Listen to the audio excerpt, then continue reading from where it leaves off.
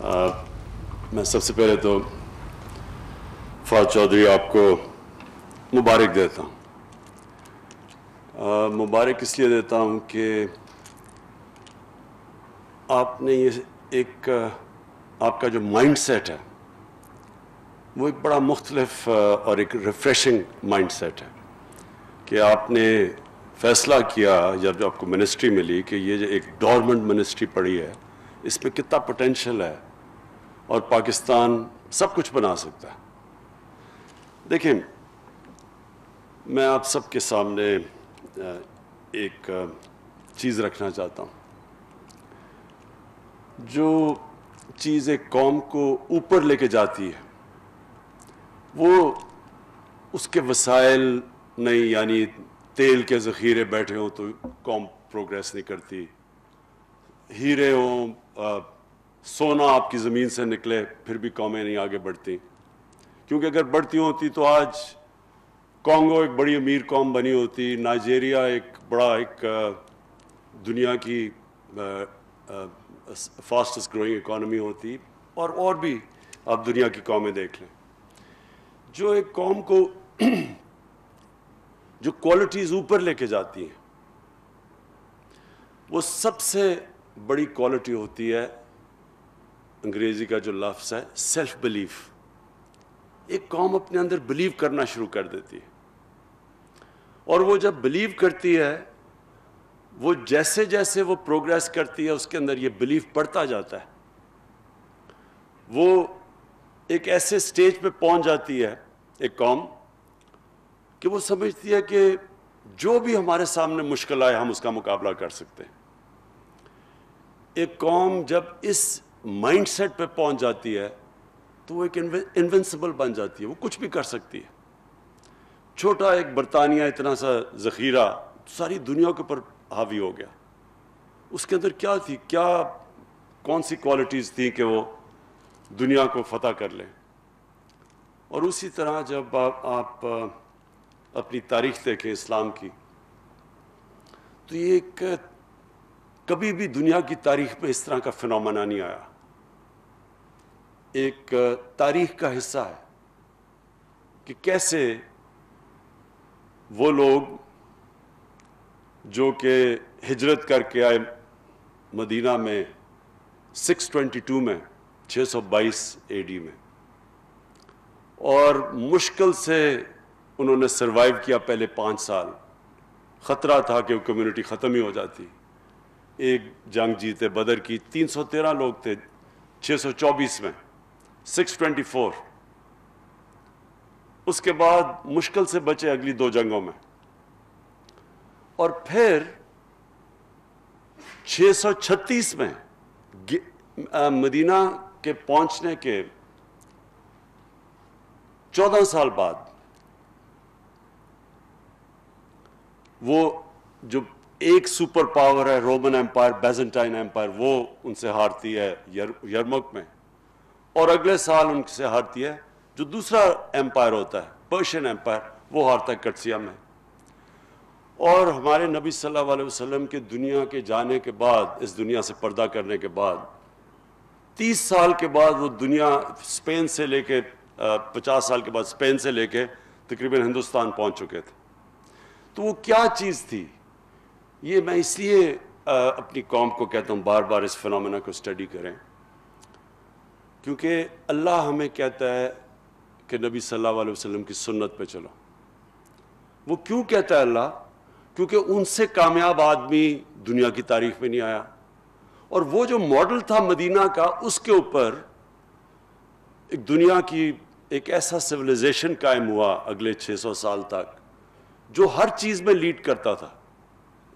Leading civilisation تھا sciences میں، سارے ٹاپ سائنٹسٹ مسلمان تھے. تو وہ جو ماڈل بیس کیا تھا وہ مدینہ کا تھا. اور اس لیے یہ ہمیں تو شروع میں سمجھ بھی نہیں آتی تھی کہ جی نبی صلی اللہ علیہ وسلم کی سنت پہ چلو، لیکن سنت پہ اس لیے چلو کہ وہ اگر انسان اس پہ چلتا ہے تو وہ دنیا کا سب سے کامیاب انسان بن جاتا ہے. اور وہ جو سٹیٹ تھی مدینہ کی، جو پرنسپلز انہوں نے بنائے تھے اس سٹیٹ کے، اگر آپ ان پہ چلو تو آپ کی قوم اوپر آ جاتی ہے. جب بھی مسلمانوں کی اگر آپ تاریخ پڑھیں تو ریوائول آئی ہے، تو ہمیشہ کوشش کی گئی ہے ان اصولوں کو اڈاپٹ کرو جو اصول تھے مدینہ کی ریاست میں. تو جو سب سے بڑا اصول تھا وہاں ایک سیلف بلیف آ گیا تھا. وہ اپنے آپ کو اندر بلیو کرنے لگ گئے تھے. ان کو نبی صلی اللہ علیہ وسلم نے جو ذہن کی لمیٹیشنز ہیں، جو غلامی ہیں، اس سے آزاد کر دیا تھا. یہ جس کو علامہ اقبال کہتے ہیں، جو شاہین تھا، مرد مومن کی بات کرتے ہیں، وہ ایک آزاد انسان ہوتا ہے. وہی صرف دنیا میں اوپر جا سکتا ہے سب سے. اس کے لیے ایک ذہن چاہیے ہوتا ہے جو بلیو کرتا ہے کہ کوئی بھی چیز ہو تو میرے لیے ناممکن نہیں ہے، میں سب کچھ کر سکتا ہوں. یہ جو کوالٹی ہوتی ہے، اس سے ایک انسان اپنے اندر پوٹینشیل ڈیولپ کرتا ہے. اللہ نے جب ہمیں اشرف المخلوقات بنایا تھا تو اس نے جب فرشتوں کو کہا تھا کہ اس کے سامنے جھکو، تو جب شیطان نہیں جھکا تو اللہ نے کہا کہ تمہیں نہیں پتا کہ میں نے اس کو کیا پاور دی ہے، اس کے نالج کیا دی ہے. تو وہ جو نالج ہے وہ ڈسکور کیسے کرتا ہے انسان؟ وہ کبھی بھی ایک غلام ذہن نہیں ڈسکور کر سکتا جو صرف ڈپینڈ کرتا ہے کہ جی اچھا باہر سے امپورٹ آ جائے گی یا باہر سے نالج آ جائے گی تو میں آگے بڑھوں گا. وہ ذہن آگے نہیں بڑھ سکتا. ذہن آگے وہ بڑھتا ہے جو سمجھتا ہے کہ میں کچھ بھی کر سکتا ہوں. اور ہماری جو ملک کی اگر میں یہ سمجھوں کہ اس ملک کے اندر جس طرح یہ بڑھا تھا ایک وقت پہ 60s میں، پاکستانی جو دنیا میں ویو کیے جاتے تھے، جو پاکستانی کے اندر بھی سیلف بلیف آتا جا رہا تھا، وہ ہماری بڑی بدقسمتی ہے کہ ہم اپنا راستہ کھو بیٹھے. وہ جو سیلف بلیف تھا وہ پروپیل کر رہا تھا اس ملک کو، جس کے اوپر پریڈکشنز کرتے تھے کہ پاکستان کیلیفورنیا بنے گا ایشیا کا، سب سے تیزی سے ترقی کر رہا تھا. انفارچونیٹلی ہماری بدقسمتی کہ ہمارے اندر یہ جو سیلف بلیف آنا تھا وہ نہیں آیا. جو سب سے ایک چیز پلیز یاد رکھنا کہ جو ہم آرگیومنٹ سنتے ہیں، جی کلونیلزم آئی اور انہوں نے لوگوں کو ایجوکیٹ کر دیا، ہندوستان میں اگر نہ آتی تو ہم پتہ نہیں پیچھے چلے جاتے یا انگریز کی غلامی نہ ہوتی. کلونیلزم کا جو سب سے بڑا ایک قوم کے اوپر نقصان کرتی ہے وہ غلامی، وہ انسان کو جب آپ آزاد بھی ہو جاتے ہیں لیکن ذہنی غلامی رہ جاتی ہے. میں جب پہلی دفعہ پاکستان ٹیم کے ساتھ انگلینڈ میں ٹیسٹ کھیلنے گیا، میں 18 سال کا تھا. تو مجھے یاد ہے ہمارے سینئر پلیئر ہمیں کہتے کہ دیکھیں انگریز سے جیتنا تو سوال ہی نہیں پیدا ہوتا، اگر ہم عزت سے ہار گئے تو ہماری یہی جیت ہوگی. ہمارے اپنے سینئر پلیئر ہی کہہ رہے تھے. اس کا نتیجہ کیا ہوا؟ ہم جو میچ جیتنے لگتے تھے، ہم وہ کہتے تھے، وہ ایکسپریشن آتا تھا کہ وی snatched defeat from the jaws of victory. کیونکہ ہم اپنے اندر ہی نہیں مانتے تھے کہ ہم جیت سکتے ہیں. جب آپ شروع میں کہیں کہ جی ان سے آپ جیت ہی نہیں سکتے تو آپ جیتیں گے کیسے؟ وہ یہ جو ابھی بھی کمپلیکس ہمیں پڑا ہوا تھا کہ وہ ہمارے سے وہ بڑے سپیریئر ہیں اور ان کی ٹیکنیک ایسی ہے، اور تو وہ جب تک وہ کمپلیکس رہا ہم نہیں جیت سکے تھے. جب ایونچولی جیتنا شروع کیا تو اپنے ذہن کو آزاد کیا. تو یہی جب میں نے شوکت خانم کا فیصلہ کیا بنانے کے لیے، تو میں جس سے کہوں کہ جی پاکستان میں شوکت خانم کینسر ہاسپٹل بن ہی نہیں سکتا. کیوں نہیں بن سکتا؟ کیونکہ اس کے لیے مختلف چیزیں تھیں. ڈاکٹرز چاہیے، اس کی اکوپمنٹ ہے، بڑی کیپٹل انٹینسو ہے، اس کے لیے انجینئر ڈپارٹمنٹ چاہیے ہوگی، کیونکہ ڈائگنوسٹک اور پھر جو ٹریٹمنٹ کی اکوپمنٹ ہے وہ بڑی مہنگی ہے، ان کی مشینیں بڑی سینسٹیو ہیں، اور پھر ہمارے پاس آنکولوجسٹ نہیں ہیں، اور ساری چیزیں میں سنتا تھا. کیونکہ جی پنجاب گورنمنٹ نے پوری کوشش کی، وہ نہیں بنا سکی تو آپ کیسے بنائیں گے؟ اور جب یہ شوکت خانم کینسر ہاسپٹل بن گیا، پھر ہم نے فیصلہ کیا ہم ریسرچ کریں گے. کینسر سمپوزیم کیا ہم نے، انٹرنیشنل کینسر سمپوزیم. شروع میں ہمارے بڑے تھوڑے سے لوگ آئے، جو اب ہمارے کینسر سمپوزیم ہوتا ہے انٹرنیشنل کینسر سمپوزیم. کتنے ہیں فیصل؟ ہزاروں میں دنیا سے لوگ آتے ہیں، اور ہم پیپرز پبلش کرتے ہیں ہر سال جو کہ انٹرنیشنلی دنیا میں جاتے ہیں. کہنے کا میرا مقصد یہ ہے کہ یہ جو کرونا وائرس ہے اس نے 2-3 چیزیں ہمارے ملک میں سامنے لے کے آئی.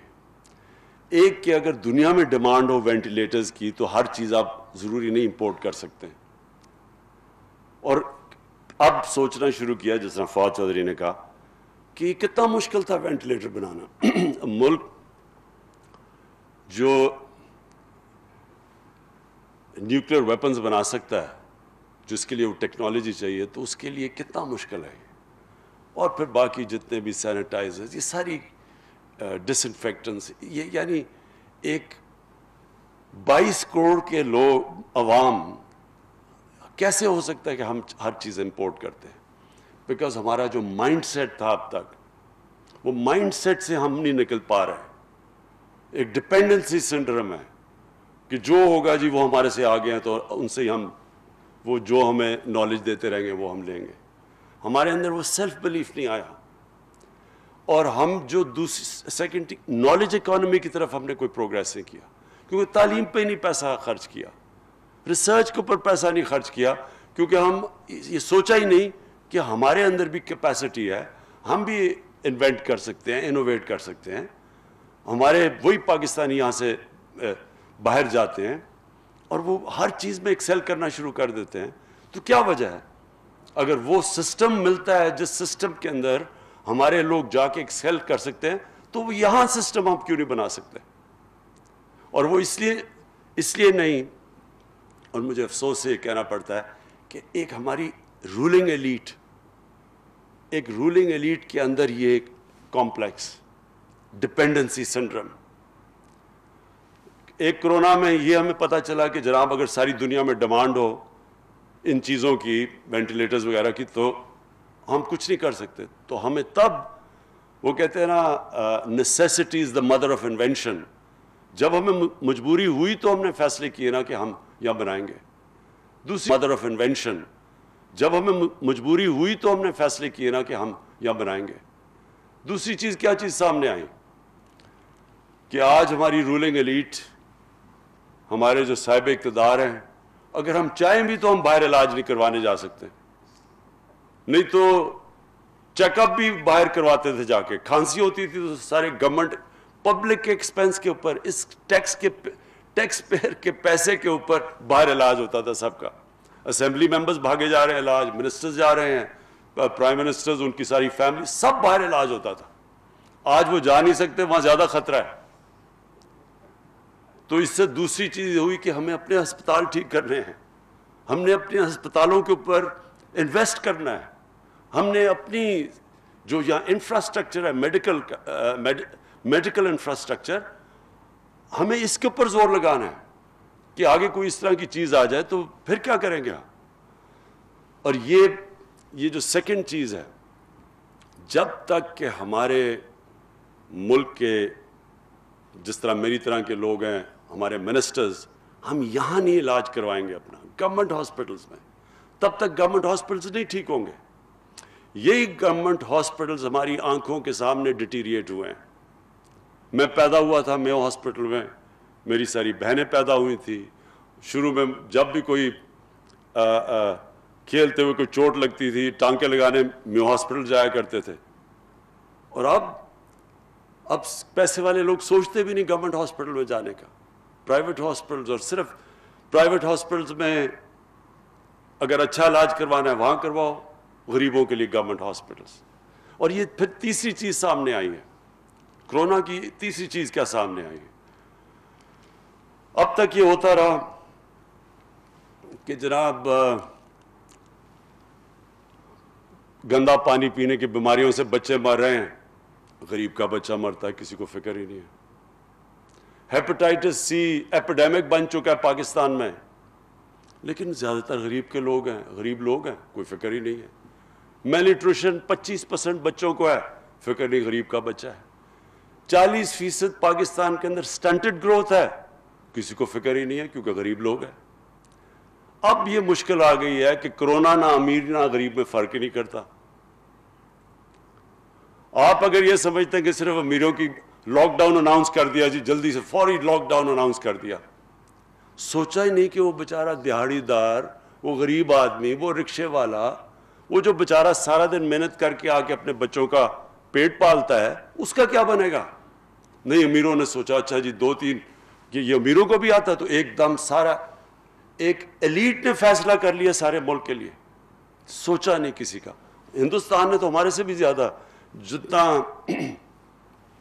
وہ جو ان کا اسٹرانگ مین نریندر موڈی ہے، کہتا ہے جی اس کا 50 انچ کا چیسٹ ہے، وہ اتنا ڈرپوک نکلا ایک دم اس نے سارا بند کر دیا. بیچارے لوگ 200 میل چل کے جا رہے ہیں، غریب لوگ تھے ہندوستان میں. سوچا ہی نہیں کہ عام آدمی کی زندگی کیا ہوگی. یہ تو ہمارا جو اب ہمیں کیا نظر آیا کہ اگر آپ غریبوں کی بستیوں کا دھیان نہیں رکھیں گے تو کرونا اگر غریبوں کی بستیوں میں پھیلے گی وہ پھر امیروں کی بستیوں میں بھی چلی جائے گی. وہ ریسٹرکٹڈ نہیں ہے. سنگاپور نے کیا کیا، انہوں نے بڑا زبردست لاک ڈاؤن کر دیا اور جناب کرو ان کی فلیٹ ہو گئی. اس کے بعد لاک ڈاؤن کھولا، ایک دم کرونا پھر پھیل گئی. کیوں پھیل گئی؟ کیونکہ وہ جو سب سے ان کے غریب امیگرنٹ ورکرز تھے، جو 6-6 7-7 ایک کمرے میں تھے، ان کی انہوں نے فکر نہیں کی جب لاک ڈاؤن کیا ہوا تھا، تو ان کے اندر سے وہ پھیل گئی ساری، پھر سے ان کو اب لاک ڈاؤن کرنا پڑا. تو اس لیے ہمیں بھی جب فیصلے کریں گے پاکستان کے اب سے، تو ہمیں یہ بھی سوچنا پڑے گا کہ اس ملک کا وہ طبقہ جو کمزور طبقہ ہے، جو کچی بستیوں میں ہے، جو ہر روز فیس کرتا ہے، ہر دوسرے دن موت دیکھتا ہے، اس کے بچوں کا دیکھتا ہے کہ حال کے گندے پانی کی بیماریوں سے بچے مر رہے ہیں، یا وہ دیکھتا ہے کہ یہ ہیپاٹائٹس سی ہر جگہ پھیلی ہوئی ہے، لیور خراب ہو رہے ہیں، جلدی مر رہے ہیں.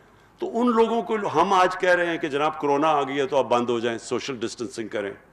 پہلے وہ ڈسٹنسنگ کیسے کریں؟ 6-6 7-7 ایک کمرے میں، اور کہ جی ہاتھ دھویں، صاف پھر وہاں پانی نہیں ہے، پانی کی بڑی قلت ہے. سو اس لیے ملک آگے جب بڑھتا ہے، سو میں وائنڈ اپ کر رہا ہوں کہ جب ملک بڑھتا ہے تو ایک ملک ایز اے ہول بڑھتا ہے، ایک ایلیٹ اوپر نہیں جاتی. یہ جو ہمارا ایلیٹس کلچر بنا ہوا تھا، جس کی وجہ سے سارا ڈپینڈنسی سنڈروم بھی ہے، بیکاز جو ہماری ایلیٹ تھی وہ اتنی متاثر تھی مغرب سے کہ وہ سوچتی نہیں تھی کہ ہم کبھی ان سے مقابلہ کریں گے، تو ہر چیز امپورٹ کرتے رہو. یہ سوچا ہی نہیں کہ ہم اپنی ملک کو کھڑا کریں گے. یہ سوچا ہی نہیں کہ اگر ایلیٹ کے حالات اچھے ہیں تو وہ سوچا ہی نہیں کہ عام آدمی کے حالات کیسے ہیں. اور کبھی بھی ایک امیروں کا جزیرہ جس میں غریبوں کا سمندر ہو، وہ کبھی بھی ملک آگے نہیں بڑھ سکتا. چائنا نے ثابت کیا. 30 سال پہلے چائنا کیا تھا. آپ 30 سال پہلے چائنا جاتے آپ بلیو نہیں کریں گے کہ وہ آج جدھر وہ پہنچ گیا. لیکن انہوں نے کیا کہ انہوں نے 70 کروڑ لوگوں کو غربت سے نکال کے اوپر لے کے آئے. جب نیچے سے لوگوں کو اوپر لے کے آئے، ملک بھی اوپر چلا گیا. ہمارا یہ ہے جو آگے ہم نے جانا ہے. جو کرونا نے ہمیں چیز کیا سامنے لے کے آئی کہ سب سے پہلے اپنے پاؤں پہ کھڑا ہونا ہے، اپنے ملک میں یہ چیزیں پروڈیوس کرنی ہے، نالج اکانومی کی طرف جانا ہے، ہمیں سائنس اور ٹیکنالوجی کو آگے لے کے جانا ہے.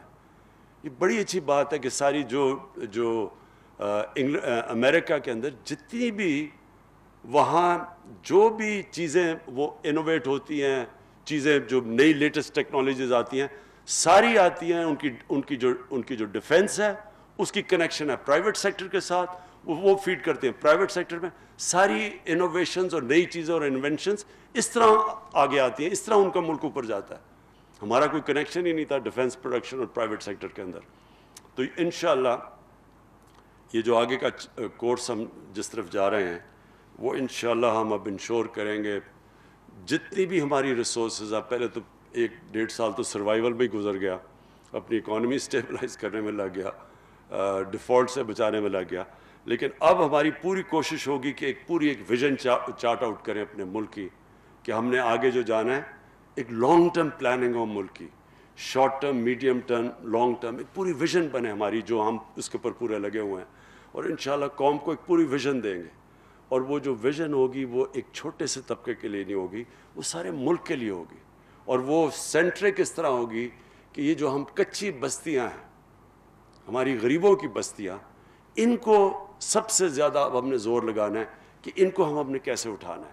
وہ کون سی چیزیں ہیں جو کہ عام آدمی کو اوپر اٹھائیں گی، ہم کون سی وہ سٹیپس لے سکتے ہیں، کس طرح ہم لوگوں کو غربت سے نکالیں گے. اور ہم نے چائنا سے چائنا جب ہم گئے تھے تو ان سے ہم نے بڑی ڈیٹیلز پریزنٹیشنز لی کہ کیا کیا انہوں نے سٹیپس اٹھائے تھے کہ اپنے لوگوں کو غربت سے نکالنے کے لیے. اور اس کے اندر یہ ہے لانگ ٹرم پلاننگ. یہ جو ایک ملک چلتا ہے شارٹ ٹرمزم کے اوپر، وہ کبھی بھی یہ نہیں کر سکتا. ہمیشہ ایک لانگ ٹرم پلاننگ، ایک ویژن، اور اس کے بعد پھر ایک سیلف بلیف. جب ایک قوم بلیو کرنے شروع ہو جاتی ہے کہ ہم کچھ بھی کر سکتے ہیں اور ہمیں ایک بہت بڑا جو ہمارے پاس مدد کرے گا، یہ جو ہمارا پروگریس ہے اور جو یہ انشاءاللہ قوم اپنے پوٹینشیل پہ جب پہنچے گی تو ہمارے پاس ایک ماڈل ہے. ہمیں پتہ ہے کہ ایک ہمارے نبی صلی اللہ علیہ وسلم نے ایک ماڈل بنایا تھا، ایک انسان کیسے اوپر جاتا ہے، اپنا پوٹینشیل اچیو کرتا ہے، ایک قوم کیسے جاتی ہے. اور ہمارا جو اثاثہ اس وقت ہے وہ پلیز یاد رکھیں اوورسیز پاکستانی ہیں. ہمارے 90 لاکھ پاکستانی باہر ہیں، وہ ان میں سے ایک تو روزی کمانے کے لیے کافی گئے ہیں، لیکن کئی ایسے لوگ ہیں ہمارا جو بیسٹ ٹیلنٹ تھا، کیونکہ ہم نے ایک سسٹم میں میرٹ نہیں رکھی، ایک سسٹم جو میرٹ کو ڈسکریج کرتا تھا، ہمارا جو بیسٹ ٹیلنٹ ہے وہ آخر میں ملک سے باہر گیا اور وہ ہر فیلڈ میں ایکسیل کرتے ہیں. سو ہم جیسے جیسے اپنے سسٹمز ٹھیک کرتے رہیں گے، ہمارے پاس یہ ٹیلنٹ واپس آنا چاہتا ہے وہ واپس آئے گا. جیسے ہم اپنے ادارے ٹھیک کرتے رہیں گے، جس طرح شوکت خانم تھا، شروع میں تو یہاں ڈاکٹرز ہی نہیں تھے ہمارے پاس جو اسپیشلسٹ تھے جو کینسر ہاسپٹل چلا سکتے ہیں. لیکن جیسے ہی انہوں نے دیکھا کہ انسٹیٹیوشن بن گئی ہے جو میرٹ میں چلتی ہے، جس کے اندر ایک قانون ہے، رول آف لا ہے اپنے انسٹیٹیوشن کا، اور آہستہ آہستہ سارے ہمارے جو تقریباً ڈاکٹرز ہیں جو ٹاپ کوالٹی پروفیشنل ہیں، سب باہر سے آئے ہیں، پاکستانی جو باہر سے آئے ہیں. آپ اگر مڈل ایسٹ میں چلے جائیں اور ان کا کوئی بھی اسپیشلسٹ کینسر ہاسپٹل میں جائیں، وہاں مشکل سے ان کے جو لوکلز ہیں وہ 4 یا 5% ہیں.